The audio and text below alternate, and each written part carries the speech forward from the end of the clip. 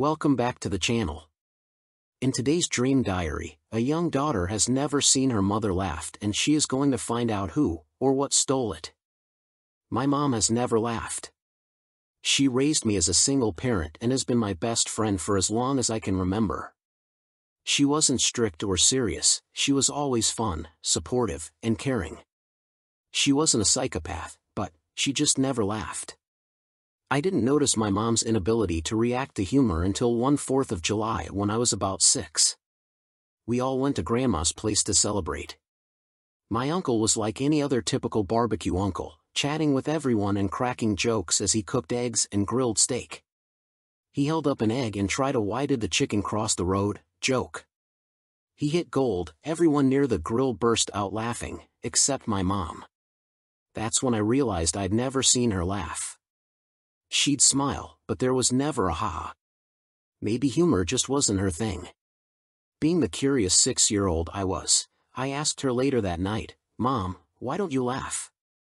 She didn't react to my question, just kept staring blankly at the book she was reading. It was the first time she ever ignored me. She clearly didn't want to answer, so I stopped asking. Instead, I made it my mission as a kid to make my mom laugh. Every morning before school, I'd try to get at least a chuckle out of her. I tried everything, knock-knock jokes, dad jokes, dark humor, you name it. Nothing worked. It was like the part of her brain that processes humor wasn't there. She was always off on Saturdays, so we made it movie night. Every Saturday, we'd sit on the couch together and watch whatever I picked. I probably bought out the entire comedy aisle at Blockbuster in my attempts. But just like my jokes, the movies didn't work. One Christmas, I bought her a book titled How to Make Anyone Laugh and waited to see her reaction as she unwrapped it. She teared up as she stared at it. I didn't understand why she was so sad over a book I gave as a joke. I swear I could hear her faint whimpering as she tried to cry. My obsession with my mom's apathy toward humor had gone too far, and I was breaking her. I felt like an absolute scum of a daughter and stopped all my attempts to make her laugh. I accepted it. I locked the fact in the back of my mind and never thought about it again. My mom just doesn't laugh. The years passed in a haze as I grew older. I eventually moved out to attend university, where I met my soulmate at a stand-up comedy bar. We got married as soon as we graduated. After we settled down and established our careers, we decided to start a family, and I gave birth to the most beautiful baby girl. Her laugh always melted my heart, and I would laugh with her, something my mother was never able to give me. My daughter was almost 4 months old, barely able to crawl, when it happened. I woke up at 3 a.m. to the sound of her laughing her little lungs out. It was unusual because she usually woke me up by crying, not laughing. I wish I had let her laugh herself to sleep instead of checking on her that night. I opened the door to her room, which was slightly ajar, and looked inside. I saw it holding my daughter above her crib. It wasn't human. It was all black, like a silhouette. It had a face, arms, and legs, but they were all black. It had a head but no face, just an arc with sharp teeth the size of pineapples protruding in a freakish smile where a human mouth should be. My maternal instinct kicked in, yet I was frozen in place. Its torso swayed as if it were laughing. I took one more look at my daughter in its hands. She was asleep. It wasn't her laughing. It was laughing in my daughter's voice. I've heard that laugh almost every night since, yet even as her mother, I don't have the courage to go to her room again. I'm reminded of it every time. My husband has been putting her back to sleep daily and is already fed up with the responsibility I've been avoiding. He didn't see what I saw. I can't laugh anymore. My husband seems distant lately. He might leave me, leave us, like my father left my mother when I was still an infant. I'm scared for my daughter, and for her children, if she ever has any. I hope not. I hope she doesn't notice that I don't laugh. I won't have the courage to tell her. My mother never laughed, and now I know why. Every night, my girlfriend wakes me up to tell the same joke. Before I begin, I need to make something clear. I absolutely love Ellen. We've been living together for about 3 years now, but we've known each other our whole lives. We were childhood friends, and I know it may sound like a fairy tale, but it always felt like we were destined to be together. Even after graduation, when we started dating other people, it only felt right when we were with each other. I don't know why it took me so long to ask her out, but I'm glad I did. We share the same taste in music, movies, and even food.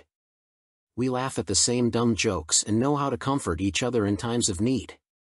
She's the kindest, most gentle, and loving girl I've ever met. We've even talked about marriage and having kids of our own. That's why it hurts so much how everything went terribly wrong in just 4 nights. Ellen doesn't have much family besides me, and some very distant aunts she's never met and doesn't know by name. I was born into a big family with 4 siblings and plenty of cousins who were always visiting and helping out. Ellen has none of that. She doesn't have any siblings, and her father was an alcoholic, abusive freak who died when she was young. Her mother, a kind and inspiring woman, took care of the family by herself for many years and was almost a second mother to me. So, when she passed away last year, it hurt us both deeply. But Ellen stayed strong. She's not one to easily show her feelings, so you must be very perceptive to understand what she truly feels. I used to pride myself on being able to do that. I felt like I knew her better than I knew myself. That's why this is all so strange and, frankly, terrifying. We were sleeping in bed, and I was dreaming. I don't remember what it was about, but I'm sure it was a dream. Then, I heard her voice, very close to my ear. Knock, knock. Knock, knock. She was gently caressing my hair, sitting in bed, and looking down at me. I slowly opened my eyes, still groggy from sleep. Hey, what is it? She kept looking at me, fixated, and repeated. Knock, knock. Knock, knock. I glanced at the digital clock on the dresser. 3:27 a.m. I had work in just a few hours. What is it?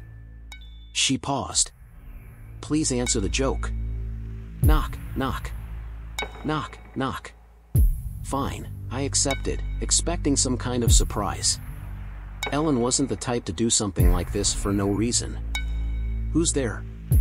Her smile widened, and she answered, not me. So don't answer the door. I stared at her, dumbfounded. What was that supposed to mean? Is that it? Is that the joke? Yes, she said, lying on the couch and covering herself with a blanket. Thank you for answering. Weirdo, I muttered, closing my eyes and going back to sleep. The next morning, everything went as usual. I only remembered the strange conversation while I was brushing my teeth, and I wasn't sure if it had really happened or if it was just a weird dream. We had breakfast together, and she was acting normal, reading something aloud from a fashion magazine. Frankly, I wasn't paying much attention. So, I took the opportunity to ask about last night. At first, she didn't seem to know what I was talking about. Then her eyes fixed on me, and the same smile from last night crossed her face, briefly. That's when I knew it wasn't just a dream. She told me it wasn't anything important and stopped paying attention when I asked more questions. Even though I shouldn't have, I gave up. I had work and other matters to attend to and just brushed off the weird event, thinking it wouldn't happen again. But the following night, I woke up to her voice. Knock, knock. A pause. Knock. What is it now? I asked. Ellen, what are you doing? Knock, knock. Knock, she repeated. This time, she wasn't even touching me. She was just sitting in bed, looking at me with that same smile. But her eyes seemed larger, and she blinked in longer intervals. I looked at the clock. Once again, 3:27 a.m. Ellen, come on. What is it? I have work in a few hours. I can't afford to wake up in the middle of the night for knock-knock jokes. Knock, knock. Knock. This is getting creepy, you know? I'm not sure if this is some gag you're doing, but I don't like it. Answer it. Knock, knock. Knock. I sighed but let a small laugh escape. It was creepy, of course, but she was also my Ellen. So it didn't bother me as much as it should have. Fine. Who the hell is there? I answered in a playful tone. Not me. So don't answer the door. For some reason, I felt a chill down my spine. It was the same answer as before, and I still didn't get what it meant. But the way she said it, in a strange, monotone voice, contrasted with her smile and the fact that I had no idea what she meant by that. What does that mean? I asked. I really don't get it. She just smiled and went back to sleep. I felt a throb in my heart but did the same. The next day, we talked again about what was happening. She was very evasive with my questions, and I barely got her to say anything. It was almost as if she couldn't talk about it, which was strange, considering we talk about everything. I told her I needed to be well rested for work, something she should understand well, and that I didn't like her little joke every night. She just nodded, and I decided not to press further. I didn't want to hurt her feelings, and I had work to attend to. When I got back home, we had dinner, watched a movie, and went to bed. Knock, knock. I opened my eyes faster this time. In fact, I barely got any sleep. I just knew she would do it again and kept thinking about it the whole time. I glanced at the clock, 3:27 a.m. Knock, knock. I thought about ignoring her, just pretending I was asleep, and she wouldn't wake me up. So I closed my eyes slowly, hoping she hadn't seen me open them in the first place, and stayed quiet. Knock, knock. She continued. She didn't stop. I regulated my breathing, but she kept going. Knock, knock. I'm not answering your stupid joke, Ellen. Stop it. Knock, knock. I ignored her, but she kept going. She had never been this insistent about anything before. I tried to ignore it, but it was getting on my nerves, and frankly, I felt scared. Why was Ellen doing this? Why every night at the exact same time? Why wouldn't she let me sleep until I answered her? Knock, knock. I sat up suddenly. God damn it, Ellen. I was ready for an argument, but when I finally looked at her, it was as if the strength was drained from me. She wasn't smiling. She wasn't blinking. Just staring right at me, fixated like an animal. Her mouth was moving slowly, and she didn't stop. Knock, knock. I didn't know how to react or what expression I had when I saw her, but my heart skipped a beat. It was terrifying, as if her gaze froze me in place. A 1,000-yard stare. Knock, knock. Who's there? I asked, feeling like it was the only way out of that nightmare. Not me. So don't answer the door, she said weakly. Ellen slowly closed her eyes and lay down. I kept staring at her while she fell into what seemed like a deep sleep. I got up and left. I walked downstairs and sat on the couch in the living room, staring at the night sky outside and absorbing the quiet of the neighborhood. My heart was racing and wouldn't slow down. I was too scared to sleep in the same room as my girlfriend, all because of a stupid knock-knock joke. But it was unnatural. I thought about calling someone. I considered that it might be some kind of sleep-related issue, like sleepwalking. But it didn't make any sense. I felt so tired and decided that early in the morning, I would call an old friend who's a psychologist to get a professional opinion. Something was wrong with Ellen. I stayed on the couch until the day rose, and once Ellen woke up, she was acting normal again. She even asked why I wasn't in bed. I didn't answer. In fact, I didn't speak to her at all and simply left for work. She seemed very upset, but I wouldn't do anything about it. Once I got to work, I called my friend and told him everything that was happening in as much detail as I'm describing now. He didn't seem as worried as I expected, but we agreed to make an appointment for next week. Now I just needed to convince Ellen to come with me. I received plenty of text messages from her. She seemed very worried, sad, and even confused. She apologized a lot, and it broke my heart. I wanted to respond, but I was too scared of her for that. I stayed at a friend's place that night. She called me numerous times, but I didn't answer. Once I went back home the following morning, Ellen almost jumped on me, hugging me as tightly as she could, with tears streaming down her face. She promised she would never do anything like that again, and I wanted to believe her. Maybe this was all something I could simply forget and move on from. After all, it was just a few bad nights. I kissed her, and we made up. I told her about my conversation with the psychologist, and she agreed to go with me. Everything felt normal again. We spent the day together, ordered some food, and watched a movie, just like before. Once we went to bed, I finally felt at ease.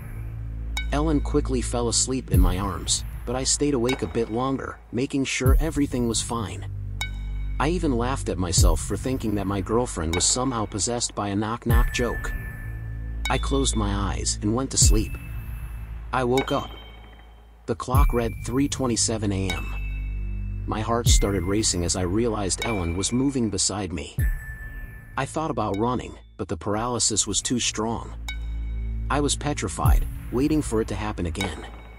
Knock, knock. She was looking at me, sitting in bed. She was crying. I could see the tears running down her face as she whispered, "Knock, knock. Please stop," I begged, but I knew she wouldn't. "Knock, knock. Please stop, Ellen. I can't take it anymore. Knock, knock." She was uncontrollable. "Who's there?" Her smile was gone. Her expression was one of agony as she screamed, "Not me. So don't answer the door." "What do you mean by that?" I cried. She closed her eyes and collapsed in bed. I was shaking, trying to calm myself down, but I couldn't stay in that house. I packed some clothes and left that night. I ran, and I haven't gone back. She keeps calling me every day, texting me as well. I haven't answered. I can't. And today, I received an email from her, sent at 3:27 a.m. Knock, knock. Knock, knock. Subscribe.